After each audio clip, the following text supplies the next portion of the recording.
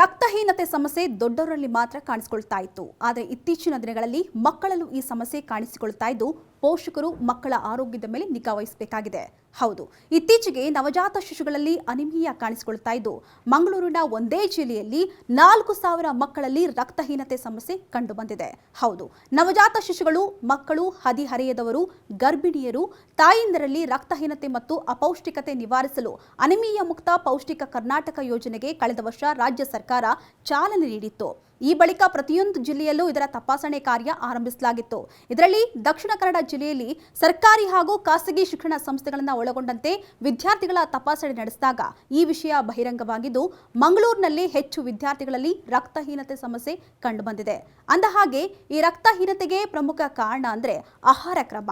ಮಕ್ಕಳು ಪೌಷ್ಟಿಕ ಆಹಾರವನ್ನ ಸೇವಿಸೋದು ಕಡಿಮೆಯಾಗಿದ್ದು ಹೆಚ್ಚು ಜಂಕ್ ಫುಡ್ಗಳತ್ತ ಗಮನ ಹರಿಸುತ್ತಿದ್ದಾರೆ. ಇದರಿಂದ ರಕ್ತಹೀನತೆಯಂತ ಸಮಸ್ಯೆಗಳು ಬಾಧಿಸ್ತಾ ಇವೆ. ಆದ್ದರಿಂದ ಮಕ್ಕಳು ಡಯಟ್ನಲ್ಲಿ ಕಬ್ಬಿಣಾಂಶ ಕೂಡಿರತಕ್ಕಂಥ ರಾಗಿ, ಖರ್ಜೂರ, ಹಸಿ ತರಕಾರಿಗಳನ್ನ ದಿನನಿತ್ಯ ಸೇವಿಸೋದ್ರಿಂದ ಈ ಸಮಸ್ಯೆಯನ್ನ ತಡೆಯಬಹುದು ಅಂತ ಮಕ್ಕಳ ತಜ್ಞರು ಹೇಳ್ತಿದ್ದಾರೆ.